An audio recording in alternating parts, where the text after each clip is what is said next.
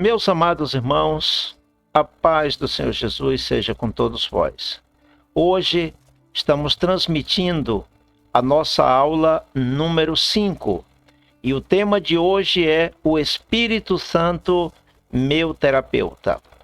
Nós estamos transmitindo o curso Conselheiro Bíblico Terapêutico e creio que este tema é muito propício nesta oportunidade.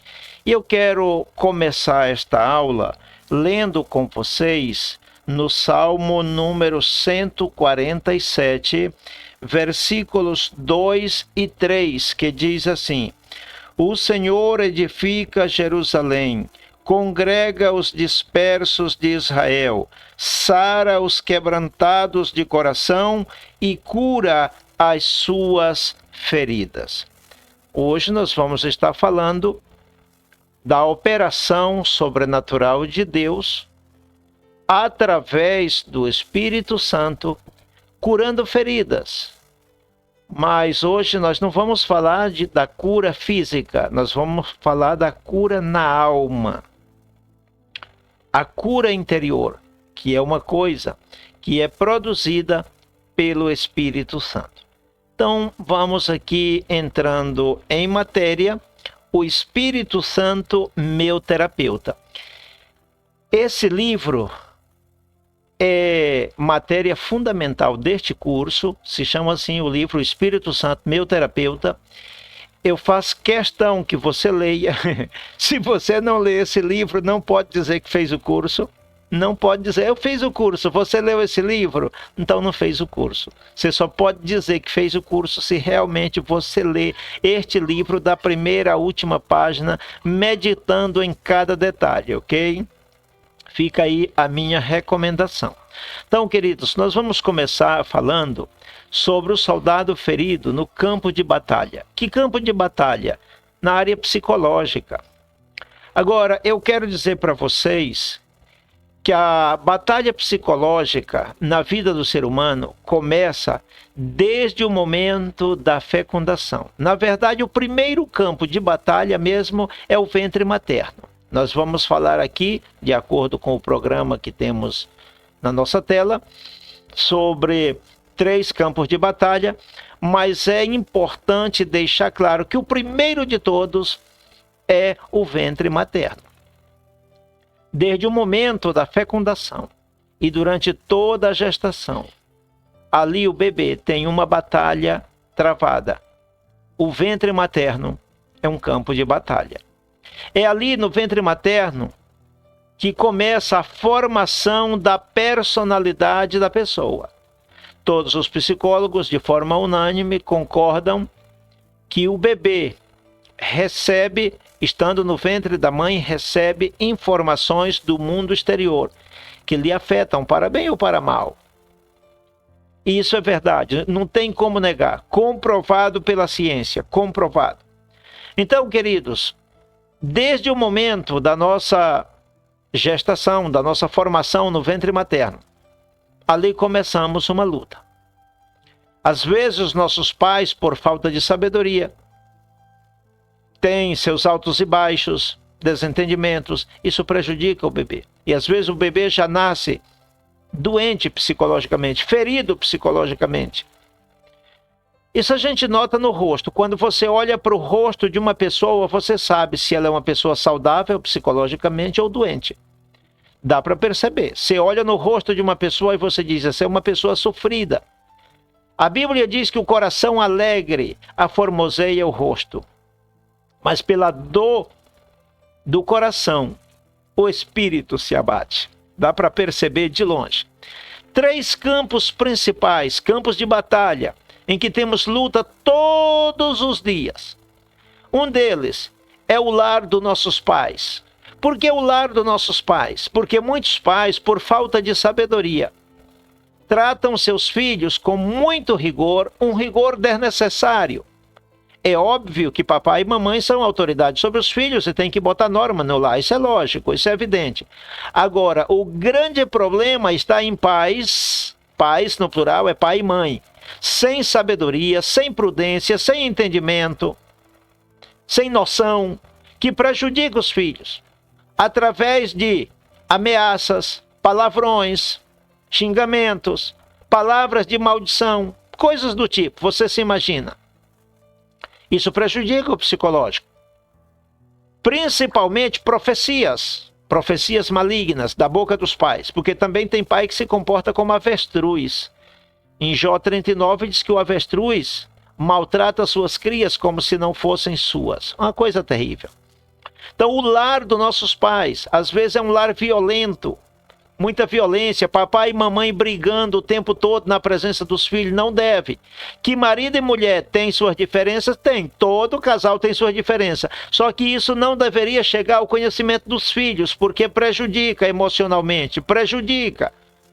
Uma das coisas que prejudica é o pai botar os filhos contra a mãe, ou botar a mãe contra os filhos, ou vice-versa. Ou a mãe desautorizar o pai, porque às vezes o pai dá uma ordem e a mãe dá uma contra-ordem. O pai diz vai, a mãe diz não vai, e vice-versa. Isso está errado, isso prejudica os filhos. Então é um campo de batalha. O lar dos nossos pais é um campo de batalha.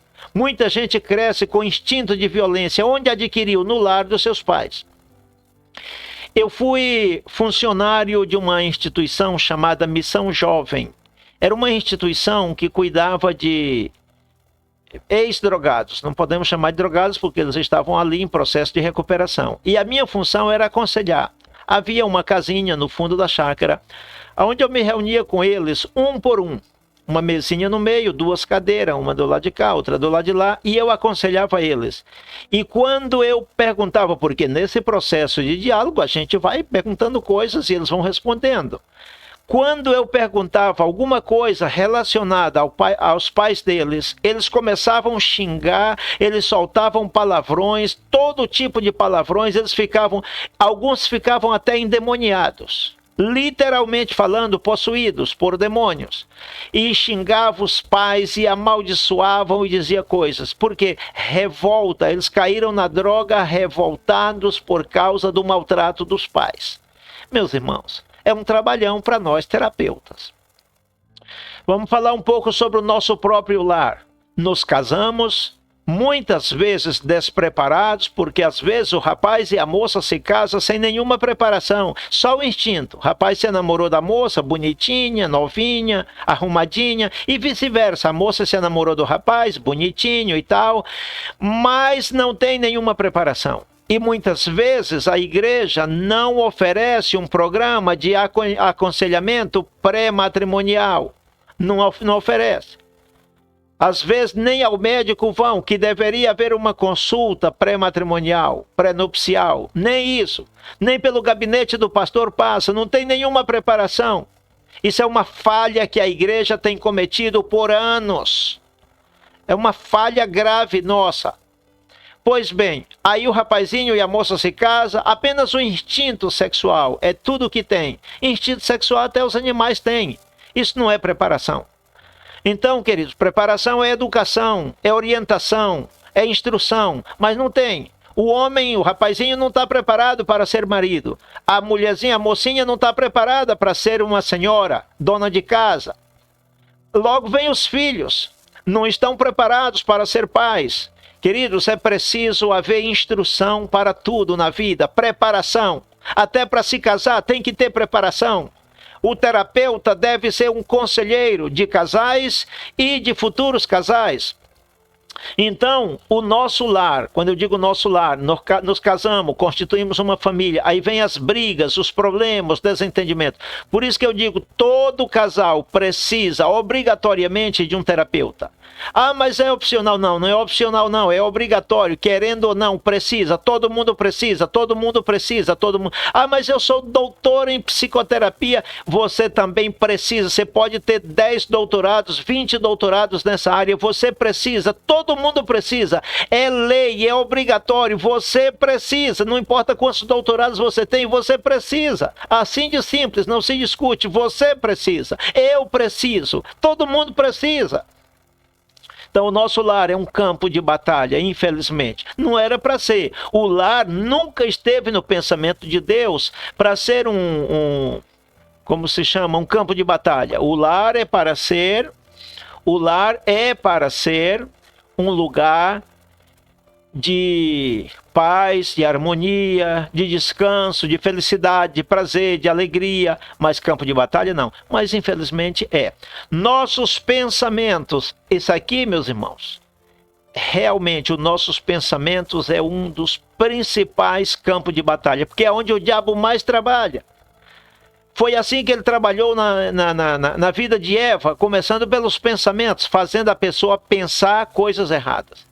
Tem muitos homens pensando que a sua esposa não é tão boa assim quanto outras mulheres, que tem outras mulheres. E quantas mulheres casadas, o diabo botando pensamento ruim, que outros homens são melhores que o seu. É no pensamento, campo de batalha, Satanás trabalhando.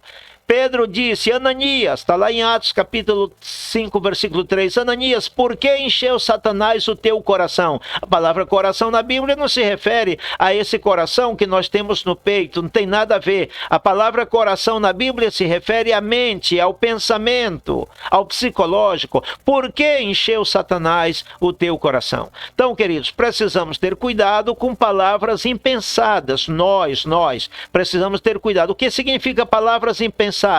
Atitude de gente sem noção, que fala sem pensar. Ah, mas foi só uma brincadeira. Mas você sabe se essa pessoa que está ouvindo sua brincadeira está preparado para a brincadeira? A Bíblia diz lá em Provérbios sobre aquele que fere o seu próximo e diz, só foi uma brincadeira. E é grave isso, e Deus reprova isso. Palavras impensadas ferem. Então o que é que nós devemos fazer? Nós, terapeutas, devemos vigiar para não soltar palavras impensadas, palavras imprudentes. E segundo, nós devemos doutrinar a quem nos ouve para ter o cuidado de não pronunciar coisas sem pensar primeiro. Os principais dilemas de uma pessoa ferida são, primeiro, lamentar a dor das feridas. Tem gente que não entende, mas eu não entendo porque fulano de tal vive lamentando, porque está ferido. Porque chora, porque está ferido. Porque grita, porque geme, porque está ferido. Então, é um dilema na vida da pessoa ferida, chorar, lamentar, a cara de tristeza, todo mundo percebe, a léguas, dá para perceber, irmãos. E a pessoa ferida, ela chora mesmo, ela lamenta mesmo. Então, qual é o nosso dever como terapeutas? Ajudar. Dar uma palavra amiga, dar uma palavra de esperança, porque existe esperança, existe solução. Todo problema tem solução. Agora, quando você chega para uma pessoa que está sofrendo e você diz assim, teu problema é difícil, aí só Deus, você despachou, dessalciou, você jogou a toalha. Você disse, não tem jeito. Como é que você diz só Deus? Se Deus trabalha na terra usando instrumentos humanos. Você tem que ser esse canal de Deus para ajudar essa pessoa que está lamentando a dor das feridas. A segunda tendência é ferir, mesmo sem querer, ferir aos demais. Mas me feriu, me machucou, me amaldiçoou, me xingou. É lógico, não podia ser diferente. Toda pessoa ferida fere. Não é que ela seja má, não é que ela seja ímpia, não é que ela seja perversa. É que a dor leva a pessoa... Eu falei ontem, na aula de ontem, eu falei que violência gera mais violência. Neemias não era mau. Neemias era uma boa pessoa, por certo, era um homem consagrado, era um homem de oração, mas ele partiu para a violência e se preparou para a violência física e disse para os seus homens, olha, essa espada numa mão, a colher de pedreiro na outra, se Sambalá e Tobias se aproximar, a instrução está dada. Sabe qual é a instrução? Vocês sabem, espada, vocês sabem para que serve espada, não é para brincadeira não. Mas isso é violência, Neemias um homem violento. Não, ele foi ferido pela zombaria de Sambalat e Tobias. A violência gera mais violência. E a pessoa que é ferida psicologicamente, ela tem a tendência de ferir, nem que seja fisicamente ou de alguma forma. É uma tendência tremenda, meus irmãos. Então nós precisamos entender isso, que toda pessoa ferida fere. Em terceiro lugar, a incompreensão das pessoas à nossa volta. A falta de empatia, a falta de... mas eu não entendo por que ele é assim. Eu entendo. Eu vou enviar para você um livro É parte desse curso. Um livro que traz como título Como Entender as Pessoas. Meu irmão, entenda as pessoas. Você convive com pessoas, você precisa entender. Você, como terapeuta, não pode dizer: eu não entendo porque fulano de tal é assim. Eu não entendo porque ele me feriu. Eu não entendo porque ele está chorando. Eu não entendo porque ele está praguejando, amaldiçoando. Eu não entendo. Isso aí está errado. Você acusando a pessoa que está ferida porque está se lamentando. Meu irmão, terapeuta é gente. Terapeuta é inteligente, irmão. Terapeuta tem entendimento, terapeuta tem empatia. Você tem que entender o outro. Ele está ferindo, ele está amaldiçoando, ele está praguejando porque ele está ferido.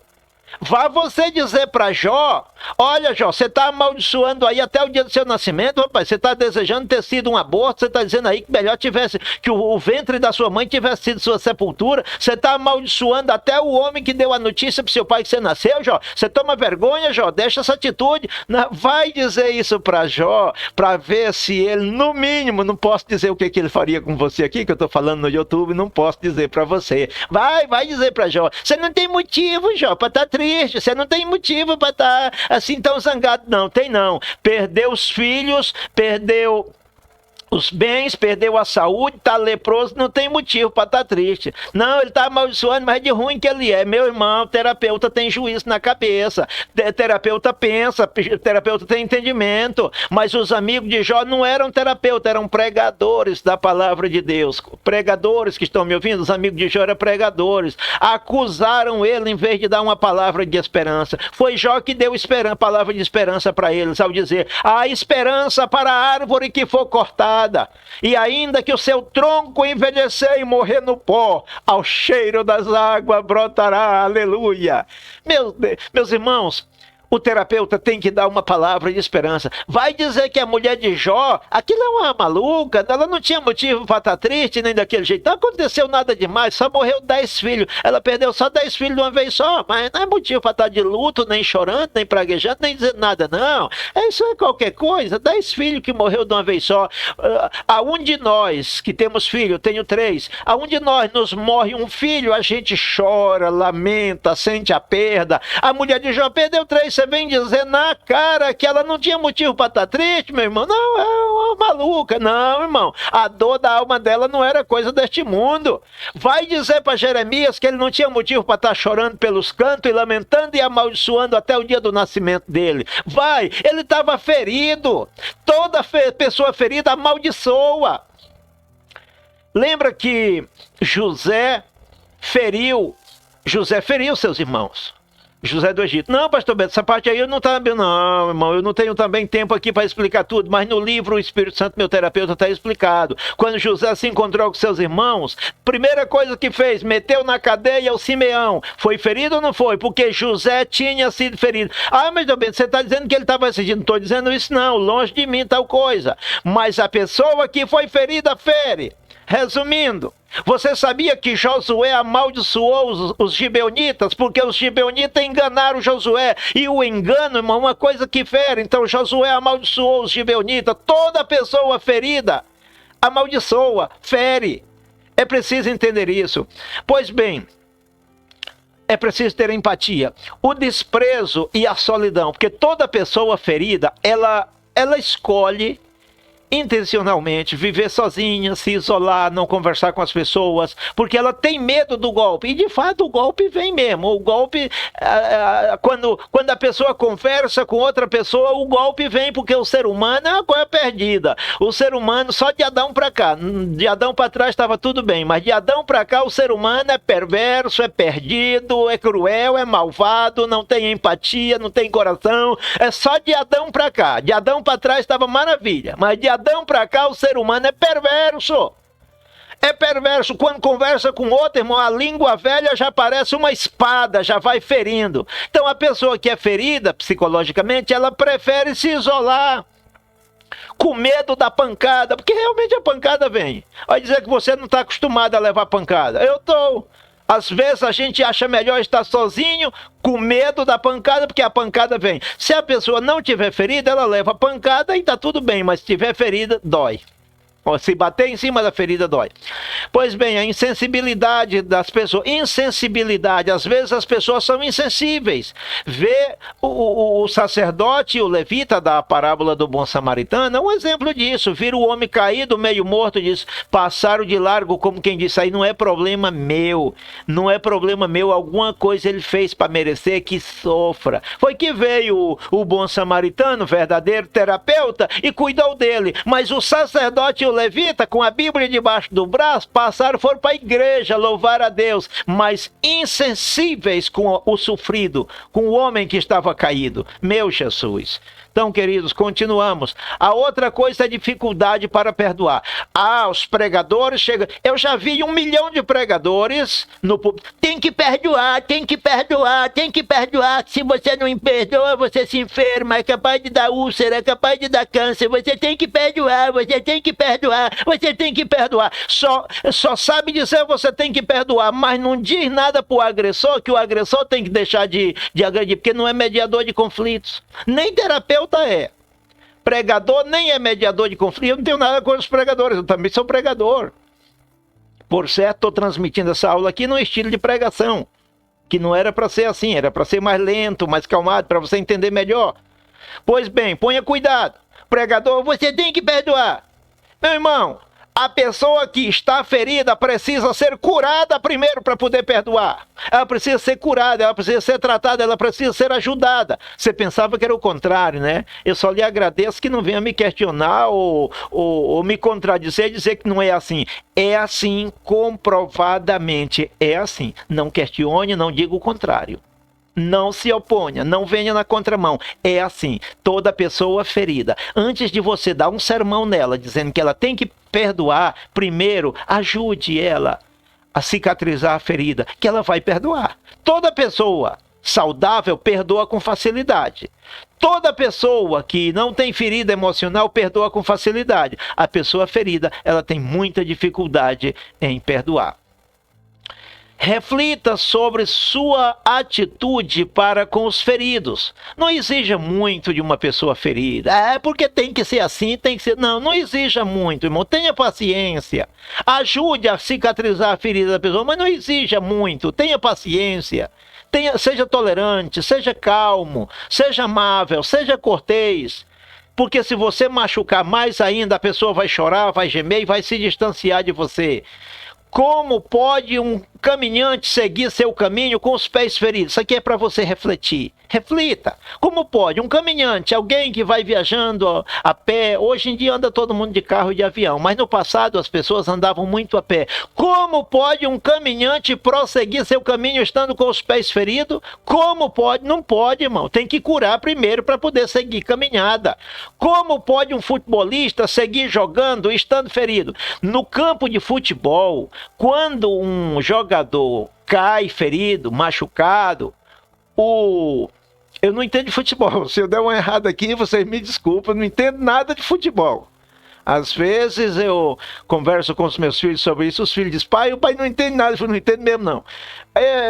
Digamos que eu já ia dizer, é o juiz que troca o jogador, eu sei lá quem é que troca, se é o juiz ou se é o técnico, eu sei lá, eu não entendo nada disso mesmo. Eu só sei que o jogador, uma vez que é ferido, eu nem assisto o jogo, viu, irmão? Pra vocês saberem, não assisto o jogo. Não é que seja pecado, não. Também estou condenando quem assiste, não.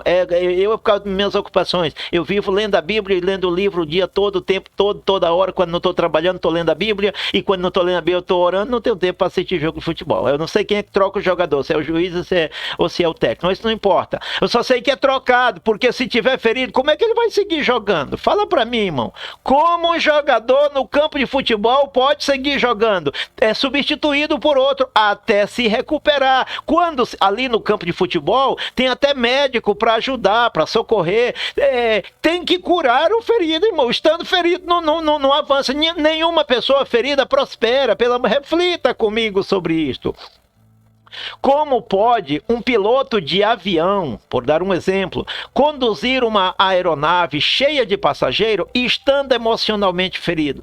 Em 2015, vocês devem lembrar da história daquele Airbus 360 que caiu nos Alpes franceses. o copiloto, não sei nem pronunciar o nome dele porque é alemão, ele sofria de problemas psicológicos. E enquanto o piloto principal foi ao banheiro, o copiloto intencionalmente derribou o avião sobre os Alpes franceses, matando ali, se não me foge a memória, 300 pessoas entre passageiros. Na verdade, 299. A gente diz 300 arredondando. 299 passageiros. Porque ele tinha problemas emocionais. Como pode o piloto de um avião, tendo problemas psicológicos, estando com a alma ferida, a vontade dele é matar todo mundo, destruir o avião, derrubou o avião. Então, meus irmãos, é só para você refletir. Como pode um soldado ferido continuar em campo de batalha e vencer inimigos saudáveis? Os inimigos estão saudáveis, ou seja, os inimigos estão com saúde, mas o soldado está ferido, está com a perna quebrada, ou está com um braço quebrado, mas os inimigos estão com saúde, estão saudáveis, estão robustos. Como pode, meu irmão? Pensa nisso, meu irmão, terapeuta, pensa nisso. Como pode um pai de família atender bem a sua família estando ferido? Como pode um marido tratar bem a esposa estando ferido? Pensa comigo, reflita comigo. Como pode um marido ferido tratar bem a esposa? Como pode uma esposa ferida tratar bem o marido? Como pode um pai ou uma mãe estando feridos tratar bem a seus filhos? Não pode, irmão. E vice-versa. Pensa comigo nisto. Como pode um ministro do evangelho atender bem seu ministério estando ferido? Um pastor, por exemplo. E como tem pastores feridos? Eu já vi.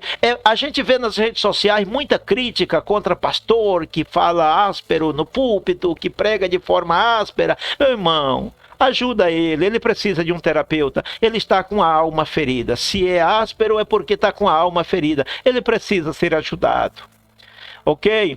Tudo na vida tem alguma importância, inclusive a dor. Esse ponto aqui eu até gostaria de explicar com muito detalhe, mas eu vou deixar você ler isso aqui no meu livro O Espírito Santo, meu terapeuta, e lá você vai ver, onde eu explico que tudo tem um propósito, até mesmo a dor. Às vezes nós somos feridos pelo homem, às vezes somos feridos pelo diabo, e às vezes somos feridos por Deus. Jacó foi ferido por Deus, não foi pelo diabo não, e aquilo ali teve um propósito. Ana foi ferida por Deus, a esterilidade no ventre de Ana foi o diabo que colocou, não, foi Deus. A Bíblia diz que Deus mesmo impediu ela de ter filhos por um certo tempo, mas é porque havia um propósito. Muitas vezes Deus nos fere, sim, é verdade, mas é com um propósito, não é com maldade, porque as dores, os ferimentos, isso resulta numa experiência melhor que todo o conhecimento adquirido na faculdade. É uma escola, o sofrimento é uma escola. Então, queridos, esses assuntos aí estão no livro, espero que você leia.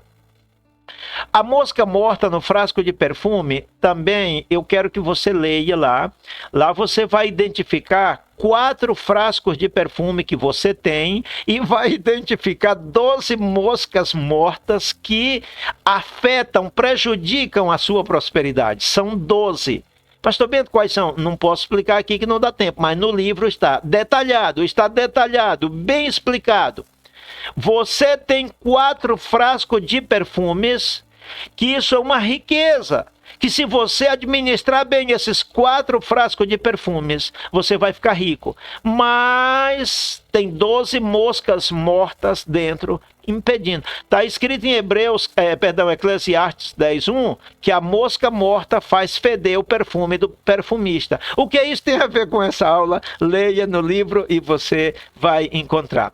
Agora, queridos, uma coisa interessante, já que nós estamos falando do Espírito Santo, meu terapeuta, no nosso caso, estamos falando de um terapeuta diferente do terapeuta secular.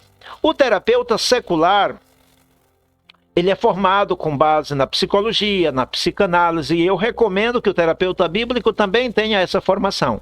Mas, no nosso caso, é mais uma formação bíblica e precisa ser guiado pelo Espírito Santo.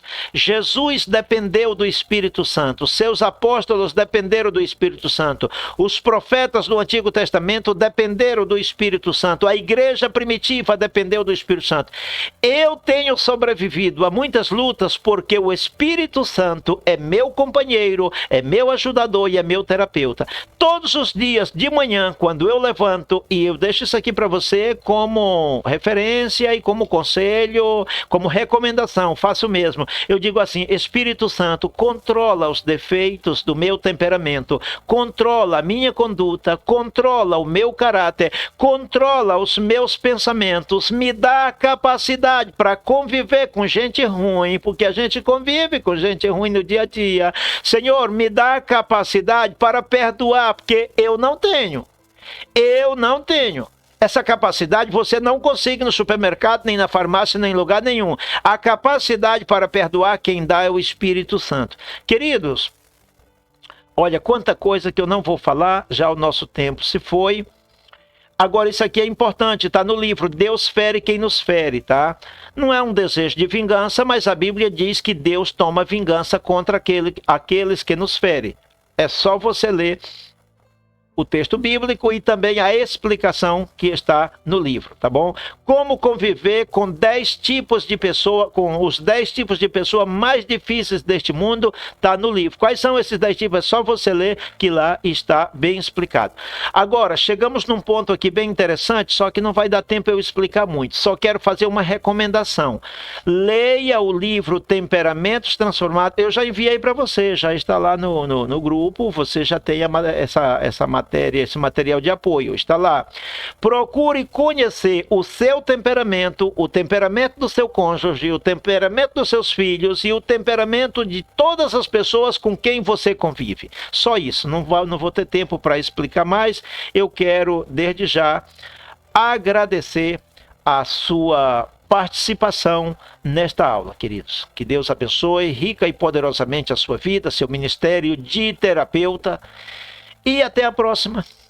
Amanhã, em nome de Jesus, estaremos aqui ministrando a aula número 6. Muito obrigado a todos. Fiquem todos com Deus, na paz do Senhor Jesus.